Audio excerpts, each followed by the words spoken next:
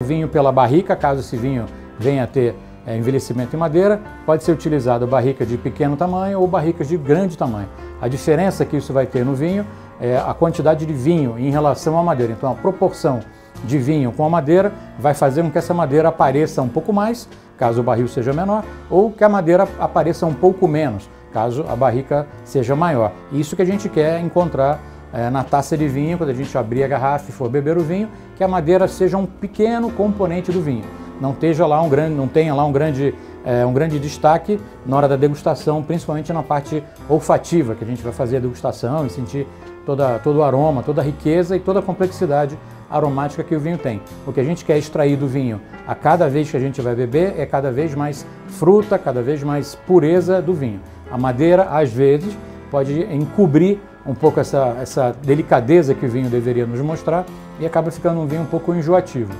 Ainda sobre o envelhecimento, vários vinhos da Europa, falando bastante da Europa para se falar disso de envelhecimento, vários vinhos das denominações de origem controlada da Europa, e vou falar diretamente da Itália, de dois vinhos muito famosos que eu gosto sempre de citar. O primeiro deles é o Barolo, que é o rei dos vinhos, o vinho dos reis, ele é conhecido com essa frase bonitinha até.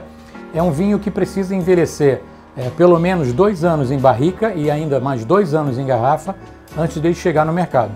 Pela legislação italiana, especificamente dessa denominação de origem controlada e garantida, que o vinho recebe até um selo junto que vem junto no gargalo da garrafa, ele tem como eu falei, uma legislação, tem uma lei, uma regra que o produtor precisa seguir para poder colocar, para poder ter direito à utilização do nome da denominação, que seria Barolo, nesse caso que eu estou explicando, o Barolo. Então o Barolo precisa ser envelhecido 2 anos em barrica, ela pode ser aquele grande tonel ou ainda as barricas menores. O produtor pode usar os dois, inclusive, dividir a sua produção pela metade ou na proporção que ele quiser. Uma parte vai ser envelhecida naqueles grandes tonéis enormes, a gente pode ver uma imagem gigantesca de uma barrica de vinho que pode ter capacidade de 2, 3, 4, 5 mil litros, até ou maiores, e uma outra parte ser envelhecida nas famosas barricas de carvalho menores, que tem capacidade variável de 225 litros, chegando a 300, a 500, a 600 litros. Volto a lembrar, quanto maior a capacidade da barrica, menos influência ela vai ter no vinho que a gente vai degustar. Voltando para o Barolo, ele ainda poderia ter uma menção escrita no rótulo dizendo Riserva, Barolo Riserva, em italiano mesmo. Isso quer dizer que para que ele possa ter direito à utilização desse nome, e a Europa é cheia dessas regras e cheia dessas leis, dessas legislações para controlar a produção do vinho, para que ele possa escrever no rótulo Riserva, ele precisa ficar 1 ano a mais envelhecendo.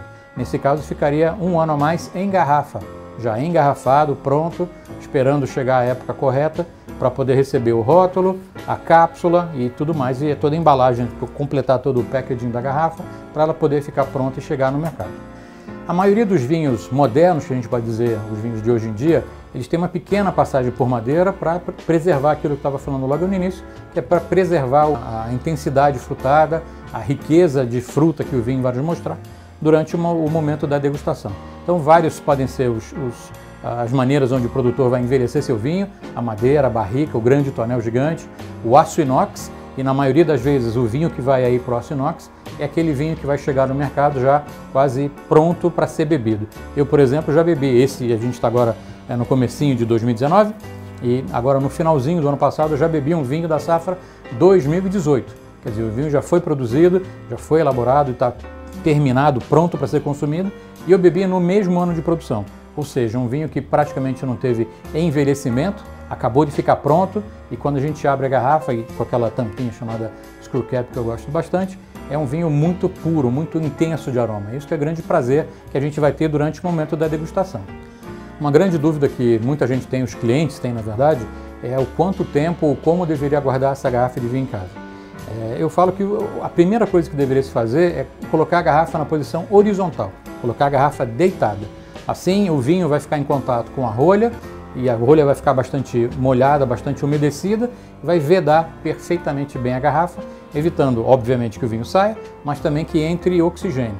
Se a gente guardar essa garrafa de vinho em pé durante muito tempo, pode acontecer um ressecamento da rolha, ela vai diminuindo de tamanho e acaba deixando uma pequena frestinha entre a rolha e o vidro e a garrafa, e por ali pode entrar um pouco mais de oxigênio, mas lá na frente vai acabar estragando o nosso vinho, vai acabar oxidando o vinho. Se o cliente puder ter em casa, de preferência, uma adega climatizada, é melhor ainda, porque vai manter os vinhos muito próximo da temperatura de consumo. Já já eu vou falar mais para frente um pouco sobre temperatura de guarda e temperatura de consumo. Então a adega é um lugar ideal para se guardar todo tipo de vinho, o espumante, o branco, todos aqueles que a gente já viu lá no começo, né? Espumante, branco, champanhe, rosé, vinho branco de chardonnay, de sauvignon blanc, vinho tinto, vinhos mais leves ou vinhos mais encorpados, todos eles deveriam ser guardados na adega, que a temperatura fica aí tranquilamente preservando muito bem o vinho. Para a gente guardar o vinho, seja numa adega climatizada ou se você tem uma sala que tem uma adega maravilhosa com capacidade gigante para guardar vinho, a temperatura precisa ser uma só para todo tipo de vinho. Na adega, a temperatura é de 16 graus. 16 graus. Ah, mas eu não tenho adega, vinho é complicado. Essa temperatura, se a gente conseguir chegar o mais próximo dessa temperatura, é a coisa mais importante para preservar muito bem o vinho. Então é dessa maneira que a gente deveria guardar na horizontal a temperatura de 16 graus. O que a gente pode conseguir, talvez, é manter a temperatura o mais constante possível. É muito melhor você conseguir manter a sua temperatura da sua adega, da sua sala, do seu lugar onde guarda o vinho, por volta dos 16, 17, 18 graus, e sempre, né, o que vai conseguir manter e preservar a qualidade do vinho, do que um dia a sua adega está 16 graus, no outro está 45, no outro está 19. Essa inconstância da temperatura é muito pior do vinho, muito pior para o vinho. Seu vinho pode sofrer muito o envelhecimento, e aquele vinho que você está guardando para beber daqui a 5 anos ou 10 anos, e quando chegar o momento certo não vai estar lá maravilhoso como deveria. Então, para lembrar, temperatura constante, o mais constante possível, se possível a 16 graus é maravilhoso, senão um pouquinho mais elevada, até 18 graus, mas constante, né, sem grande variação. Aqui a gente finaliza o módulo 3. Se você tiver alguma dúvida, comentário ou sugestão, manda no nosso fórum. Santé!